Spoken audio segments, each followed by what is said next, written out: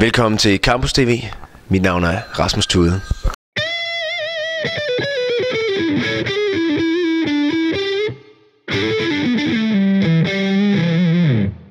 Velkommen til første afsnit af Campus TV. Mit navn er Niklas, og jeg er svært her i dag. Men det er ikke kun mig, der er vært for jer i dag. Jeg har også en rigtig god medvært.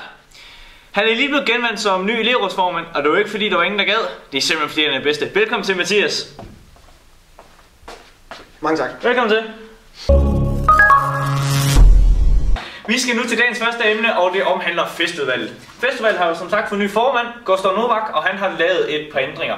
Han har blandt andet valgt at ændre Grønfest afterpartierne fra Foam til Globe. Og Mathias, hvad synes du om det? De her ændringer synes jeg egentlig lyder utrolig spændende. Personligt så er jeg nok fortaler for Foam. Personligt kan jeg bedst lide at komme på Foam. Og jeg er ikke super betaget af Globe, men jeg er sikker på, at festivalet de ved, hvad de gør. Og vi har sendt vores hold i marken for at finde ud af, hvad eleverne på Campus Vejle rent faktisk synes om den her ændring. Altså, jeg synes, at det er en rigtig dårlig beslutning, at de har valgt at flytte afterparty ned på Globe, fordi at Globe, det er bare ikke lige så fedt som Foam. Og Globe, det er bare tit sådan nogle bedre typer, der er derinde. Jeg synes, det er useriøst. Hvad? Du synes, det er useriøst? Ja, jeg synes, det er bedre, at det er på Foam.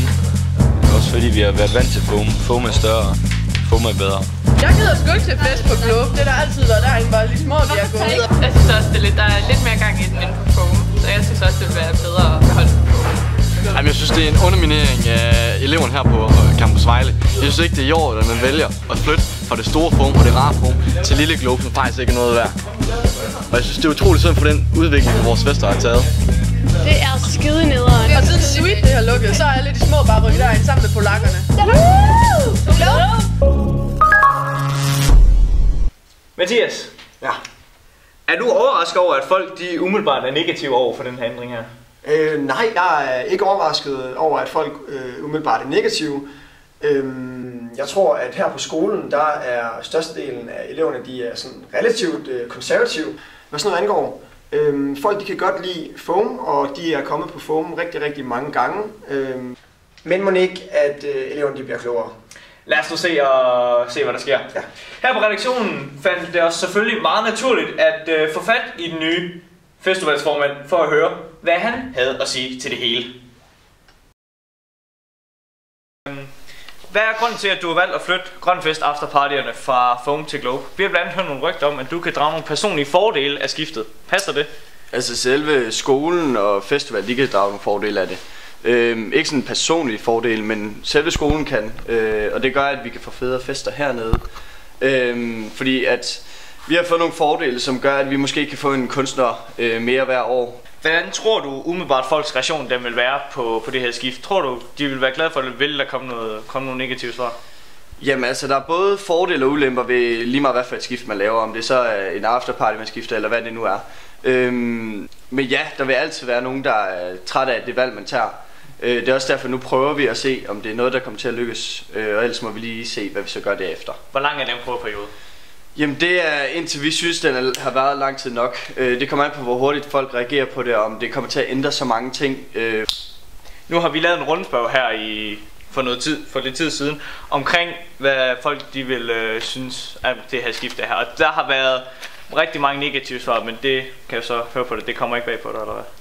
Det kommer ikke bag på mig, at der er negative svar. Jeg tror, det er også meget en vanesag. Men vi har gjort det, vi lige føler, at nu må vi prøve at gøre noget helt ekstra for at få festerne vendt helt på hovedet hernede. For at få nogle rigtig fede fester hernede. Det leder så også til min næste spørgsmål. Det er, hvad for nogle tiltag yderligere har jeg så gjort for at få flere til festerne? Og hvad vil du som ny formand gøre anderledes i forhold til det gamle festudvalg? Vi får flere kunstnere hernede, så der kommer flere, mere musikindslag hernede til. Og vi vil gøre mere aktivitet til fredagscaféerne. Vi vil få raffelbær hernede, og vi vil få nogle konkurrencer og sådan noget. Så der vil komme mange flere ting. Har du så nogle idéer sådan på længere sigt, altså ikke sådan lige her som start, men har du nogle idéer for eksempel om en års tid, om du vil gerne have noget? På længere sigt, der altså efter sommerferien, der kommer der til at starte et helt nyt navn op. Dem, der har startet Grønfest op, stor respekt til dem, fordi de har gjort det godt, det de kunne. De har startet deres koncept op, og nu starter jeg mit koncept op. Og det har jeg startet op sammen med nogle andre i festivalet, så vi er en lille gruppe, der har startet op sammen, så jeg ikke står med alt på mine skuldre.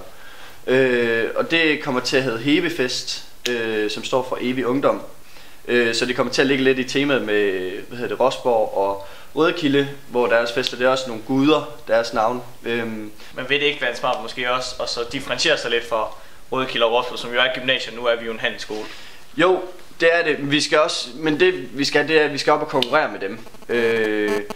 Og det er kun navn, der kommer til at hænge videre. Altså det er egentlig bare, at et navn, det er bare noget, folk de skal genkende det på. Så konceptet forbliver det samme? Ja, super. Gustav, tusind tak fordi du gad at stå op til det. Det var slet. Mathias, det er jo lidt spændende, hvad han havde at sige. Ja. Hvad synes du til hans svar på vores spørgsmål? Jamen, jeg synes egentlig, at Gustav han svarer rigtig, rigtig godt. Det er jo altid lidt specielt at komme som ny. Gustav han er også første gear. Og så at få den her store opgave at skulle køre et festival videre, som der egentlig var begyndt at blive ret effektivt og få stablet nogle gode fester på benene. Det er lidt en opgave, som Gustav han har påtaget sig. Og med alt det engagement, så synes jeg da, at det tegner positivt. Det var alt fra dagens første emne. Nu skal vi videre til dagens sidste emne. Dagens sidste emne, det omhandler kantinen og de ændringer, de har lavet her. Fordi her på Campus TV har vi fået fat i et klagebrev fra en elev. Han har også valgt at lægge noget op på kantinens Facebook-side, som minder meget om det her klagebrev, så gå ind og læs det, hvis det er lyst til. Men det handler simpelthen om, at de har skiftet dressingen ud. Den falske dressing, de havde før, den har de skiftet ud med deres nye egen hjemmelavede. Okay, så det er dressingsproblemet. Det er dressingsproblemet, vi har fat i her. Og han har det her klagebrev her, det synes vi simpelthen, det er ret godt skrevet. Vi tror, det er meget seriøst, selvom det godt kan virke lidt underholdende. Men hvis jeg lige kunne bede dig om at læse det her op med blokbogstaver, bare for at se, hvor meget alvor der faktisk er i det. Hvad fanden er det for noget? Lad det da være op til os selv, om vi vil æde os ihjel i jeres usunde produkter. Det er blandt andet, hvad eleven Asger Emborg han skriver. Han skriver blandt andet også, han slutter af i sidste sætning ved at sige det her, hvis du vil læse det op. Ja. Håber I vil tage denne klage seriøst og genindføre det største lyspunkt, jeg havde på denne skole. Det lyder som en meget, meget kraftig anklage, synes du ikke det? Det er dressingsproblemer. Ja, og igen, der har været meget gang i også på kantinens Facebook-side, så lad os se, om der sker en anden af det. En anden ting, som kantinen de også har valgt, det er at skifte pizzaen ud med suppe. Og Mathias, hvad synes du om det? Jeg har aldrig smagt den pizza. Aldrig nogensinde sat mine tænder i den pizza, som kantinen har leveret. Jeg har ikke nogen holdning til det. Nej. Udover at vi spurgte eleverne, hvad de synes om ændringen fra foam til globe, så spurgte vi selvfølgelig også om, hvad de synes med ændringen fra pizza til suppe. Og hvad tror du umiddelbart, eleverne de vil svare?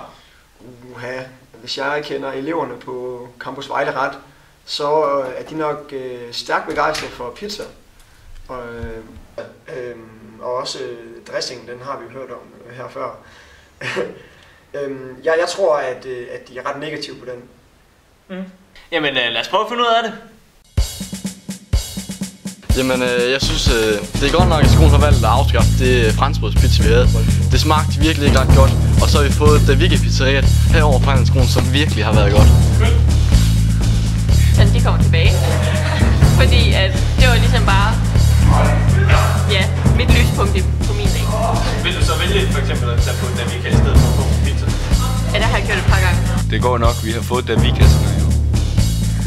Altså personligt så er jeg jo ret skuffet over, at pizzaen er forsvundet, for det har virkelig været en stor del af mit liv her på handelsskolen. Og jeg er rigtig glad for den pizza, der har været dernede.